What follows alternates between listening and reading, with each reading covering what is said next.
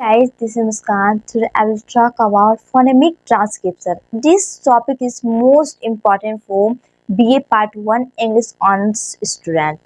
So today we will learn how to create phonemic transcription and how to change in phonemic transcription. So let's start. सबसे पहले जानते हैं कि phonemic transcription का आज हम लोग 4 पार्ट्स पे डिपेंड करेंगे, 4 पार्ट्स को स्टडी करेंगे। ये 4 पार्ट्स क्या होता है, हम लोग 4 टाइप्स में डिवाइडेड करके छोटे से पहले स्टार्ट करेंगे। पहले स्मॉल चीज़ें सीखेंगे, उसके बाद हार्ड चीज़ पे बात करेंगे। तो सबसे पहले मैं बात करती हूँ साउंड पर, अल्फ़ाबेट के साउंड पर। आपको पता होगा कि अल्फ़ाबेट 26 लेटर्स को कहते हैं, मतलब अल्फ़ाबेट में 26 लेटर्स होते हैं, एज यू नो दैट। पर इन 26 लेटर्स के जो साउंड होते हैं ना, वो 44 होते हैं। अजीब बात है ना, जब 26 लेटर है तो 26 साउंड निकलने चाहिए, लेकिन 44 साउंड्स निकलते हैं। इसका मतलब बहुत सारे ऐसे लेटर्स हैं जिसका कि दो साउंड निकलता है। कहीं हम लोग कुछ और प्रोनाउंसिएशन करते हैं और कहीं कुछ और का यूज़ करते हैं। तो आज हम लोग उसके बारे में जानेंगे। ये सिर्फ BA Part 1 इंग्लिश ऑनर्स के बच्चों के लिए इम्पॉर्टेंट नहीं है, बल्कि सारे उन बच्चों के लिए इम्पॉर्टेंट जो इंग्लिश सीखना चाहते हैं, क्योंकि अभी भी इंडिया में बहुत सारे ऐसे पर्सन हैं जिसका प्रोनाउंसिएशन, उच्चारण सही तरीके से नहीं होता। तो जब तक वो फोनेमिक ट्रांसक्रिप्शन नहीं पढ़ेंगे तब तक उनका प्रोनाउंसिएशन सही नहीं होगा, उच्चारण। कभी कभी तो हम लोग ऐसे सामने में मिल जाते हैं किन्हीं ऐसे लोगों से, जब हम लोग किसी वर्ड का प्रोनाउंसिएशन अजीब तरह से करते हैं तो दूसरा को दूसरे टाइप से करता है, तो समझ नहीं आता है कि वो सही है या मैं सही हूँ। तो इसको डील करने के लिए कुछ ना कुछ तो उपाय लगाना होगा। इसी वजह से फोनेमिक ट्रांसक्रिप्शन का यूज़ किया गया है। इसके थ्रू हम लोग जान सकते हैं कि वो सही बोल रहा है या हम बोल रहे हैं। तो चलिए बिना स्टार्ट करते हैं डीले। तो आप जान गए कि 44 साउंड्स होते हैं, राइट। इन 44 साउंड्स को 2 भागों में बांटा गया है, एक कॉन्सोनेंट साउंड, दूसरा वॉवेल साउंड। कॉन्सोनेंट साउंड जो होते हैं वो होते हैं 24, कॉन्सोनेंट साउंड 24 होते हैं और वॉवेल साउंड्स 20 होते हैं। वॉवेल साउंड्स भी 2 टाइप्स में डिवाइड हुआ है, एक होता है मोनोफ्थोंग्स और दूसरा होता है डिप्थोंग्स। अब ये कितने कितने का है, मोनोफ्थोंग्स जो हो गया वो आपका हो गया 12 और डिप्थोंग्स जो हो गया वो आपका हो गया 8। मोनोफ्थोंग्स 12 होते हैं और डिप्थोंग्स 8 होते हैं। मोनोफ्थोंग्स को आप लोग सिंगल साउंड भी कहते हैं और डिप्थोंग्स को आप लोग ग्लाइड्स भी बोलते हैं। ऐसा क्यों? ऐसा इसलिए क्योंकि मोनोफ्थोंग्स ऐसे वॉवेल होते हैं जिसमें एक ही साउंड सिंगल साउंड का प्रोड्यूस होता है, सिंगल वॉवेल्स आते हैं, सिंगल वॉवेल्स का साउंड प्रोड्यूस होता है। और डिप्थोंग्स में मोर देन वन, एक साउंड से ज़्यादा वॉवेल साउंड्स की आवाज़ें आती है, उसे हम लोग डिप्थोंग्स बोलते हैं। आई होप इतने दूर तक आपको बात समझ में आ गई। अब हम लोग आते हैं नेक्स्ट पर कि आगे क्या बात करते हैं। 24 कॉन्सोनेंट साउंड्स एंड सिंबल। सबसे पहले कॉन्सोनेंट साउंड पे हम लोग बात करेंगे। तो इसमें आप लोग को बहुत ज़्यादा हार्ड लग रहा होगा कि oh my God, 24 consonant sound को पहले याद करना होगा, उसके सिंबल को याद करना होगा, फिर वॉवेल साउंड को याद करना होगा। तो मैं आपको बता दूं कि इतना सोचने की ज़रूरत नहीं है। इसलिए नहीं है क्योंकि आपका जो कॉन्सोनेंट साउंड है उसमें बहुत सारे ऐसे लेटर हैं जिसको आप यूज़ पहले से करते हैं, जिसको आप पहले से जानते हैं। जैसे क का इंग्लिश के होता है, ये तो आपको पहले से ही पता है। प का इंग्लिश पी होता है, ब का इंग्लिश बी होता है, म का एम होता है, न का एन होता है, ट का टी होता है, र का आर होता है, ग का जी होता है। ये आपको पहले से पता है ना। ह का एच होता है, द का डी होता है, फ का एफ होता है, स का सिंपल स का एस होता है और ल का एल होता है। आप स तक, सिंपल स तक आपको नॉर्मली सबको पता होता है, सारे लोगों को पता होता है कि इसका इंग्लिश ये होता है। पर इसके आगे आपको याद करने की ज़रूरत होती है। और सबसे मेन पॉइंट आपको मैं बता दूं कि जब भी आप फोनेमिक ट्रांसक्रिप्शन बनाते हैं ना, तो ये जो लाइन होते हैं ना, ये टेढ़े लाइन क्लिक किए जाते हैं। मतलब आपका जो लाइन क्लिक होगा वो टेढ़ा होगा, सीधा ऐसे करके नहीं। दोनों साइड जो भी वर्ड का आप फोनेमिक ट्रांसक्रिप्शन बनाते हैं उसको टेढ़े लाइन के अंदर लिखा जाता है। यहाँ लिखेंगे आप और टेढ़ा लाइन दोनों साइड क्लिक करेंगे, तभी आपको मार्क्स मिलेंगे। चाहे आप अंदर का जैसे भी लिखे हो, गलत भी बनाए हो, लेकिन अगर ये दोनों लाइन दे देते हैं तो चांस होता है आपको मार्क्स मिलने का। तो आप एस तक याद करने की कोई जरूरत नहीं है आपको, सॉरी एल तक ल तक याद करने की कोई जरूरत नहीं है आपको, यहाँ तक आपको आता है। अब बात करते हैं तालब सो। तालब सो का यहाँ चेंज होता है, इसको कुंदा बोलते हैं। कुंदा नहीं होता है जो कि फेन में लटकाया जाता है, इस टाइप्स का बनाया जाता है, इसको थोड़ा सा लंबा एस करके और पतला। य का जो होता है वो होता है जे, च का होता है टी और कुंदा, थ का होता है थीटा, फिर ज का 3 साउंड निकलता है। एक ज का साउंड निकलता है D3 लिखते हैं, और एक ज का साउंड होता है जेड, और एक ज का साउंड होता है 3। अब ये कैसे होगा, मैं आपको बता दूं, ये जो ज का D3 लिखेंगे वो कब लिखेंगे आप, जब जी और जे का प्रोनाउंसिएशन की जगह ज निकल रहा होगा। जैसे जी वहाँ लिखा हुआ है और आप जब उसका उच्चारण कर रहे हैं तब वहाँ ज का आवाज निकल रहा होता है। जहाँ जे लिखा हुआ रहता है अगर वहाँ आवाज आपका ज का निकलता है तब वहाँ D3 का यूज होगा। जैसे जज, ये क्या लिखा हुआ है, जज। अब मैं यहाँ लिख करके बताती हूँ आपको, जज लिखा हुआ है, तो ये जो जज है JUDGE, तो ये ज और ज, ये दोनों ज का प्रोनाउंसिएशन कर रहे हैं। तब आप इसका जब फोनेमिक बनाएंगे तो क्या करेंगे, टेढ़ा पहले लकीर खींच देना है, फिर ज का प्रोनाउंसिएशन D3, फिर जज, जज आ रहा है, मतलब आ का प्रोनाउंसिएशन आ रहा है, जज। आप अभी नहीं जानते हैं, ये वाला होता है अ का प्रोनाउंसिएशन, उसके बाद जज, फिर आपको D3 लगा देना, हो गया। अब आप सोच रहे होंगे कि ये बीच वाला जो अ हम लगाए ये कैसे लगाए, ये अभी जस्ट आपका सॉल्व होगा वॉवेल साउंड्स पर, जस्ट अ वेट। अब देखिए, अब ये जो ज का जैद आप लिखेंगे कब लिखेंगे, जब एस और जेड, जब एस और जेड की जगह ज का प्रोनाउंसिएशन होगा तब आपका जैद होगा। जैसे साइज।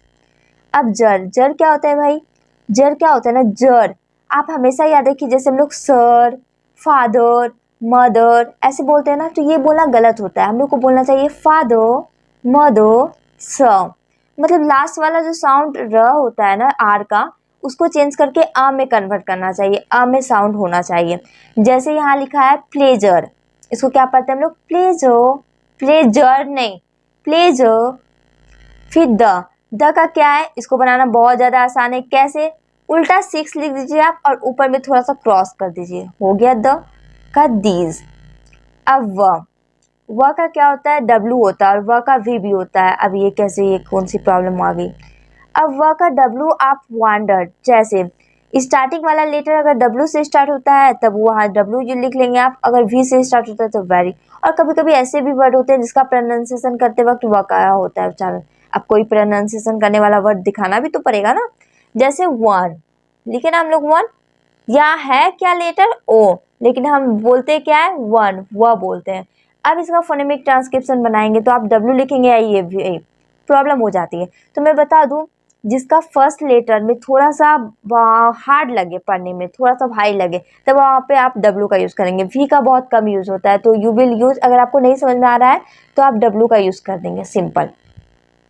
नेक्स्ट है इंक। इंक क्या होता है, इंक होता है जैसे किंग, रिंग। इसको बनाना भी बहुत आसान है। आप क्या करेंगे, ऐसे एन लिखेंगे और ऐसे निकाल देंगे, हो गया, बन गया, सॉल्व हो गया। लेकिन दोनों टेढ़े लाइन के बीच में रहना चाहिए, फोनेमिक इसी का मतलब होता है। ये हम लोगों ने बात कर लिया 24 कॉन्सोनेंट साउंड्स एंड सिंबल के ऊपर। आई होप कि आपको ये समझ में आ गया हो, लेकिन फिर भी अगर आपको हार्ड लग रहा है तो मैं एक ट्रिक बता देती हूँ आपको। आप जैसे बचपन में ए फॉर एप्पल, ए कैसे लिखा जाता था, उसके ऊपर हाथ घुमाते थे, उसको बार बार लिखते थे, as the same way as आपका वही करना होगा। आप जहाँ तक जानते हैं उसको छोड़ करके आगे बढ़ने के लिए, जैसे थ को हम लोग थीटा पढ़ते हैं, तो आप बार बार थी को थीटा पढ़िए। मतलब बोलना भी है और लिखते भी जाना है, बोलना भी है, लिखते जाना है। 5-6 बार प्रैक्टिस कीजिएगा तो ऑटोमेटिक आपको ये याद हो जाएगी। अब नेक्स्ट करते हैं, अब बात करते हैं हम लोग 12 मोनोप्थोंग्स एंड सिंबल्स के ऊपर। अब आ गए हम लोग वॉवेल्स के टैब से। पहले 12 मोनोप्थोंग्स के ऊपर बात करेंगे, मतलब सिंगल साउंड के ऊपर बात करेंगे। जैसे अ का आप भी लिख सकते हैं, उल्टा भी। ये कब होगा, ये तब होगा जब ओ आएगा वर्ड में, जब यू आएगा वर्ड में, और जब ओ यू आएगा वर्ड में। अगर वर्ड में ये आया और इसका उच्चारण, इसका साउंड आपका अ निकल रहा है, जैसे कम, बट, यहाँ देखिए जैसे कम मैंने लिखा, बट मैंने लिखा। तो इसमें देखिए ओ और यू का साउंड ही चेंज हो गया है, ओ और यू का साउंड चेंज हो गया, तो ये यहाँ पे यूज होगा हमारा ये उल्टा भी। फिर नेक्स्ट है अ का आप 6 लिखेंगे, ये कब होगा? अफिक्स। अफिक्स मतलब क्या होता है?